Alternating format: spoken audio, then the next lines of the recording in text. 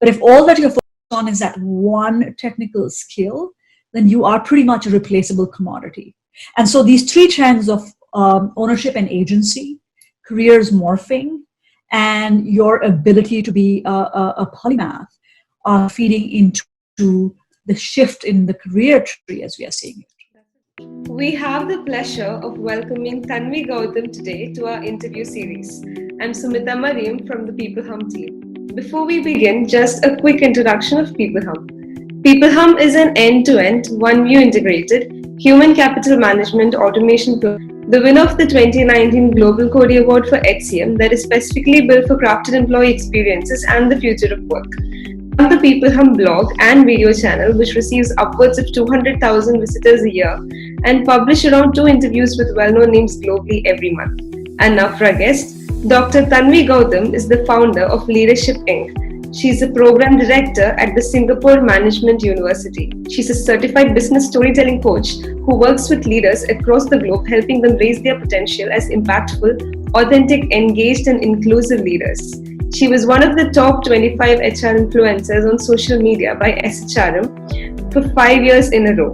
We are very happy and honored to have someone of her stature on our interview series today.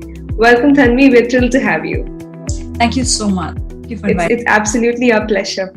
So, going right into the interview, Tanvi, first question I have for you. Can you tell us a little bit, about your journey that brought you to the Leadership Inc.? Well, it has been an interesting journey. I don't think many people know what the journey has been, so I'll share it in short. I was not supposed to be here. This is not what I had thought would be my first career. I actually always wanted to be an F-16 combat fighter pilot. Wow. But the Air Force wasn't taking women at that time, so that career didn't happen.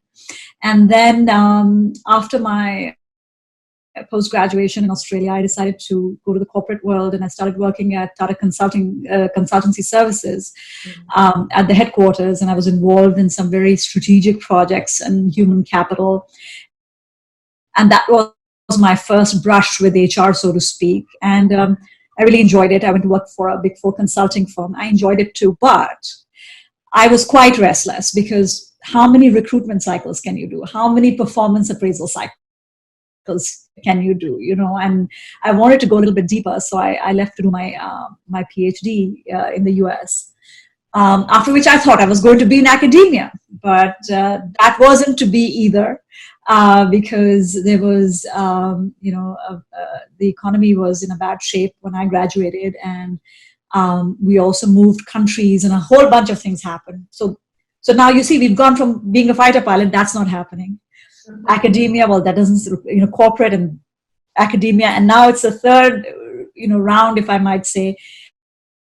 I think the current career that I have is the best of all the worlds. So I work with the corporate sector. I still teach at the business school, but I also do a lot of keynote speaking and executive coaching. So it's the best of all worlds. I think the only thing that's common to my journey has been this, to constantly keep focusing on what are those elements of leadership or people development that we have not thought through adequately about, that can help catapult the organization or the leaders into their next version. And so that's kind of like the red thread that runs through my career, whether that is in the corporate world or in academia or now in my own consulting practice. So Tanvi, moving on to our next question, can you elaborate a little bit about, being a business story coach? I mean, how do you work on that? What is it all about? So I think that one of the most important skills leaders need to have in the world of disruption is focused on storytelling. And the reason is that we are asking our people to move through a series of changes and transformations. Mm-hmm. And we are not quite sure where we are going to get at the end of it. Which means that leaders have to be able to tell the story of where we have been, where we are, how are we going to get there, and what might be a possible future. Now, people tend to think that if we use charts and graphs and statistics and ROI and other calculations, that people will come along for the ride. It doesn't really work like that. People are much more driven by things that they feel personally and emotionally connected to. And that's where storytelling comes in, because storytelling is the one tool that can connect with people not just at a left brain level, but also a right brain level. And so when I work with using storytelling, it can be used for a variety of things, most important at the moment being, change management. But you could use storytelling for coaching. You could do it for recruitment. I work with a lot of organizations on what is the story of your employer brand, for example, right? You could use it for performance appraisal. What's the story of a person's journey through your organization and the skills that they need to acquire? And it can be used in sales and marketing, which is a lot of the work that I do with leaders as well. So I tell people that storytelling is like learning to use a box of crayons. Once you've learned to use the crayons, you can paint anything you want. But you have to first learn the skill. And a lot of people think they're doing storytelling, but actually they're not, because it's an art as well as a science. And it requires you to look at it from both these perspectives to help connect in a way that actually makes them want to get up and get behind whatever initiative that you're doing right now. That is very, very interesting. I mean, being able to do it by example is a fantastic thing. So, what is fundamentally different about careers in the age of disruption from any other time? Yeah, so I think that careers have changed dramatically. So in January of 2020, I launched something known as the Careers Accelerator. And for anybody who wants to check it out, just go to www.cia.com. Because it was a global community. So we launched this community. Little did we know when we were launching this in January, and we have got executives from every single continent in the world in this community. We did not know how relevant this conversation is going to become in what we were literally getting into, even as we were launching, right? And the reason why I launched this community is because careers today are fundamentally different than what careers have been in the past. For one, you need to exercise a lot more an agency your own around your careers. This of waiting for HR or your boss or someone else to come and develop your career, those days are gone. Yeah. You really have to think about your own, and you need to be taking steps to make sure I kind of tell people you have to think of your own self as the entrepreneur or the CEO of your own career. Most people don't think like that. It's amazing how they hand over their keys to somebody else. And that somebody else is not going to be looking at your career the way you are looking at it. Doesn't understand your needs the way you understand it, right? So that's one. The second thing is that you'll notice that careers will morph. I know Morgan Stanley bakers who have become, they have launched bakeries and cupcake shops, and then they have left that, and then they're looking at executive coaching. So this business of one career, one lifetime, that's gone. People will go through multiple iterations of their own careers. They will, of course, take skills from the past into the future, but fundamentally you might work in an area or in a job that's very, very different. So that's the second thing. The third thing is that the careers of the future will require you to be is known as a polymath, or another term that people use for it is a Renaissance individual, which means that, okay, so you understand machine learning, which is great, but is machine learning all that you understand? Because if you don't have a wide enough horizon of understanding connects with the imperatives of, say, healthcare, or connects with the imperative of, say, economies in transition, you will never take that skill and apply it in a way that leads to the maximum impact. Of course, you'll have an impact, but if all that you're focused on is that one technical skill, then you are pretty much a replaceable commodity. And so these three trends of ownership and agency, careers morphing, and your ability to be a polymath are feeding into the shift in the career tree as we are seeing it. That's a very interesting answer, and that makes a lot of sense. Taking ownership of yourself. And I think that is the first step that all executives of today have to take, because you never know what you're going to be interested in the next month or something like that. In the past, the thing was, oh, why are you interested in being an executive coach? Become an engineer and stick with it. That will give you, the salary and the safety net. But you know what? There is no safety net anymore. We are moving through one such storm. Yeah. There is no safety net anymore. And what happens when you don't honor your own need for change, honor your desires for what your career should look like, you tend to become depressed, you tend to burn out, you tend to not bring your best self to your career. When you don't bring your best self to your career, you don't progress at the rate which you could. When you don't progress at the rate which you could, you become stagnant, and then next thing you know, you're looking at low performance and layoffs. So it's a vicious cycle, and there's only one person who can help you break out of it, and that's you yourself. So even thinking about my career as my responsibility and I need to make a change is a new paradigm. Most people don't think about their careers like that till they get laid off, and then they're like, what happened? Yeah, that makes a lot of sense. And I think that answer is something that, our audience would really need during this time. So thank you so much for that. And also, when we talk about leaders, how has the role of leaders? Yeah. And what do you think are essential qualities one leader should have, to succeed in the future? What are the qualities that they should possess? Hours do you have? Because I can talk talk about this for 3 days. I think it's a topic that is so close to my heart. So here's how I define the role of a leader. Okay, the role of a leader is to expand the range of possibility and potential for everything and everyone they come in contact with. That is the fundamental role of the leader. That has always been the role of the leader. That will always be the role of the leader. Things like set direction, create trust, take care of your people, be strategic. These are a set of tasks, competencies that feed into that focus of expanding the range of possibility and potential, right? Now, you are leading through different times. You could be talking about how you led pre-disruption, how you're leading in disruption, how you're leading post-disruption.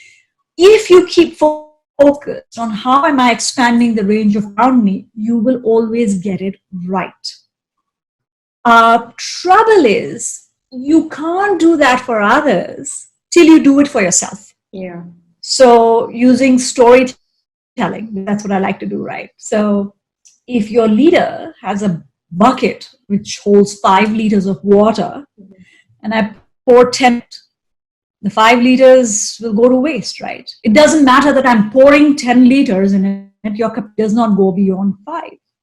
Yeah. Therefore, if the leader herself or himself doesn't expand their capacity, they're not going to expand the capacity of others. So, it's a very famous saying, and I get very, what should I say? On a good day, I laugh, and on a bad day, I get frustrated. People say, oh, everybody in our company is a leader. And I'm like, no, everybody in your company is not a leader.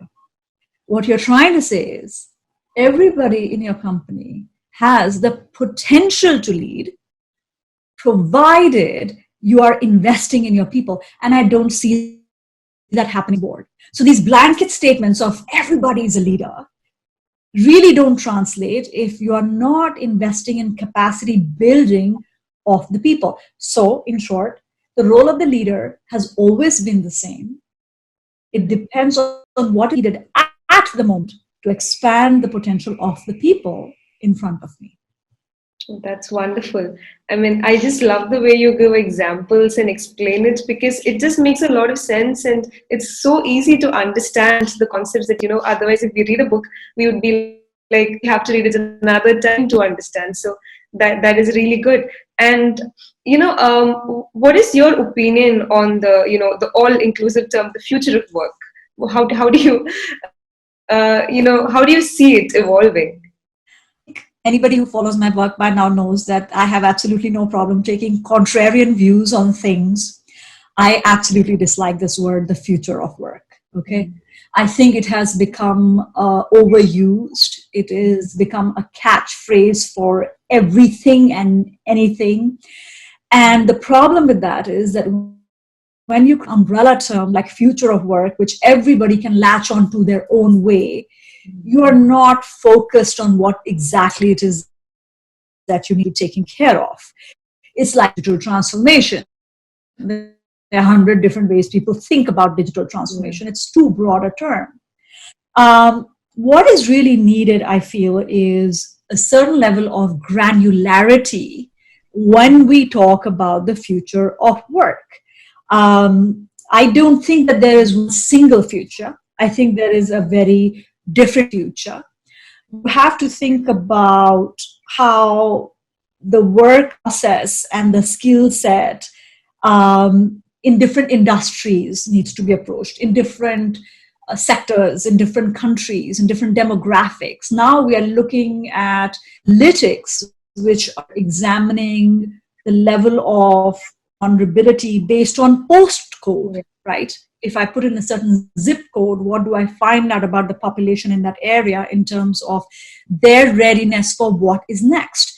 So I think we are not doing ourselves any favors by just tossing this word around, future of work, without bringing it down to something concrete that somebody can actually make something of. We have been excessively focused on technology as a tool that will shape our future, but we also have reskilling and redeployment. We also have to think about how our the ecosystems of work in the future are going to come together. Is there going to be more collaboration between big businesses and SMEs and the gig workers? How are they going to be coming together?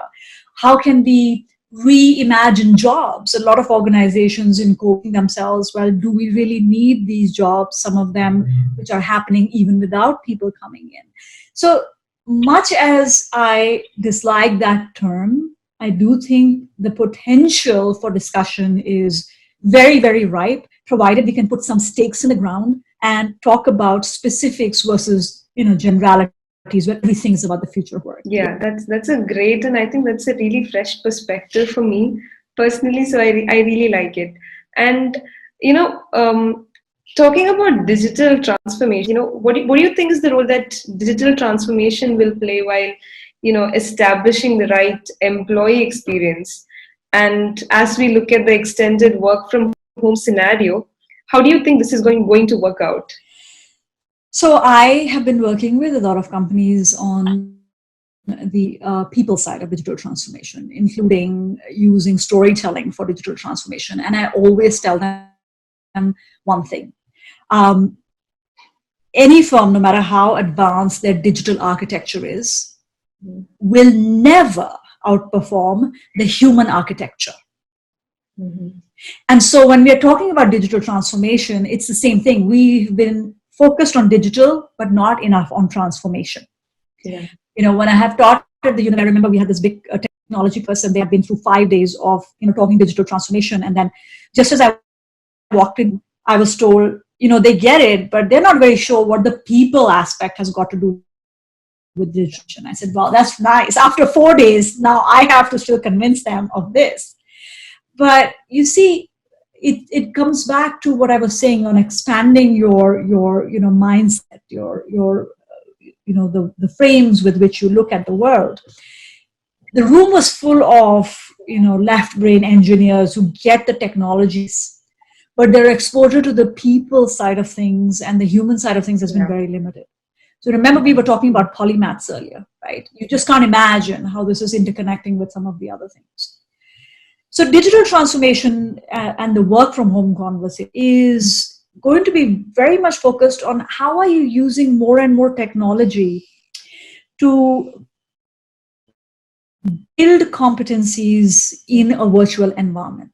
So I was speaking at a conference day last week, and I did a quick poll and I asked, in terms of where is the focus right now in organizations, and organizations understandably are very, very focused on, okay, what's our strategy? How are we going to get it? But they are just not focusing on the role of the individual and the interpersonal. training programs have been canceled, coaching has been put on hold, all hands on deck. And I get it, you need to do that to stabilize the deck. But please understand, the people who are living in this environment, in this work from home environment, are exceptionally stressed. Human resources have got to talk about these issues as well. There is news about, people may be in, toxic marriages, and, you could get away to office, you could come back. Now you're constantly with this person, from whom there is no getting away from. Or, you have got kids who need assistance because, they're not, we've been working with screens. Our kids have not been working with screens and technology. When we are talking about digital transformation, the digital piece is taking care of itself. Are you taking care of the transformation piece? And even in the transformation piece, it is about how can we support our people best at the moment. I have somebody who was telling me that, at every meeting, the request is turn on the video. Why? Why turn on the video? IBM came up with a pledge recently, or with their employees, where they said, I will respect other people when they say, I'm not camera ready, right? And that is when you start talking about the employee experience in the digital transformation conversation, when you acknowledge that the person who's sitting at the other end of the screen is very much human and in need and holding at the moment. And I am not sure whether companies are doing nearly enough. That is a full answer. I mean, it's so people centric, and I think a lot of organizations, a lot of corporates need to hear that right now, because a lot of employees are struggling a lot working from home, just sitting inside the four walls, and they don't have anything else to do, just sit in front of your laptop and work. And I think the support from where they work from is what they need the most right now, because they need to have that support system with them. I think I tell people, we are not working from home, we are homing from work. There is a huge difference. It's kind of like, your family has now moved into your workplace, is the feeling I kind of get, because I'm trying to keep work day and the schedule and everything together. And this morning my son announced that his music teacher has asked him to get some pans and bang them to create symphony. I'm like, kindly do this after the interview. So I have to manage that piece as well. The struggle is real. It is. So that was an absolutely wonderful answer. I loved it. And let's focus a little bit to the workforce. How do you think the gig economy is going to evolve through the crisis? I mean, do you think stay given the the coming inevitable financial crisis? It's going to be a real crisis? shakedown. Let's just put it that way. It's going to shake down. We are going to be separating what I call boys from men, women from girls, as to what is your staying power in the gig economy. Because I think the gig workers are definitely the most vulnerable section of the workforce at the moment. And the gig work itself is on a continuum, right? It's, again, like the future of work, it's become a catchphrase, but which gig worker are you talking about? Are you talking about the Uber drivers, which are basically commoditizing their skills when they are, renting it out to organizations? Are you talking about, freelancers and, the ones who have supported your organization in different ways, be that, teams you've hired for marketing, purposes, or teams you've hired for tech, or even executive coaches, etc. So you're in a symbiotic relationship with them, but you don't have any reason to support them in what they're going through. So I think that depending on where you are in that continuum of gig work, you are 100% feeling the pressure. Is it here to stay? I want to say yes, it is here to stay for those who are very much committed in some senses to either following their path, or those who we have not looked at how we can bring them into the more stable full-time employment. But I think that organizations have not done enough to think about the relationship with the gig workers, and that's something that is going to be under even more pressure as we go forward. But the upside of being in a gig economy is you're not dependent in some ways as full-time employment contracts are.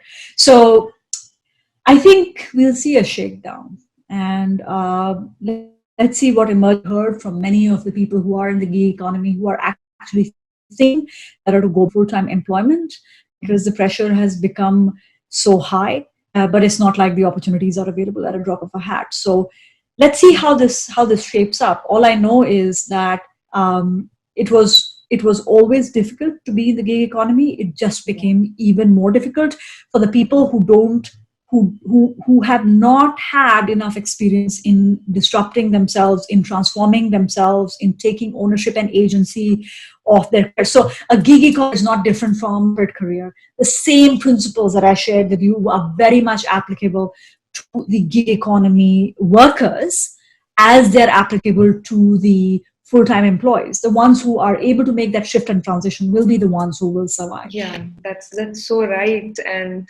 I just love that, answer of, separate men from boys and women from girls. I think a lot of grit and, courage will be, they'll have to have all of that to survive in the world.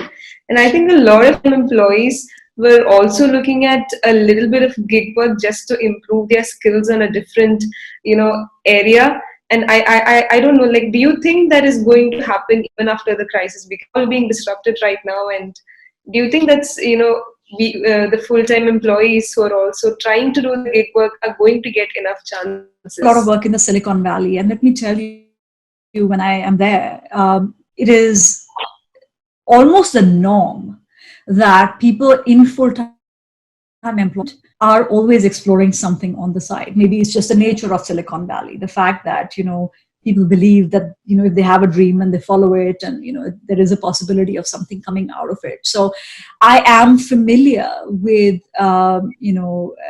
industries and locations where it is very much par for the course to have your main job and then be looking at a side gig. And I think what will happen is that with disruption coming in, more and more employees are going to tell us, what's my fallback? If things go wrong, what am I looking at?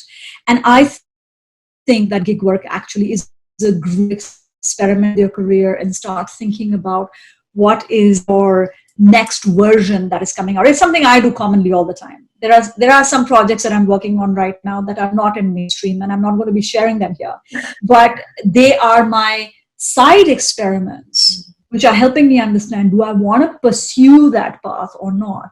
Or when I get in there, what kind of return on my investment of my time and my effort in that area? So again, it's kind of going back to how you have been taught to think about a career, which is looking at it and saying, I am more than my job and my role. And am I going to spend time exploring potential there?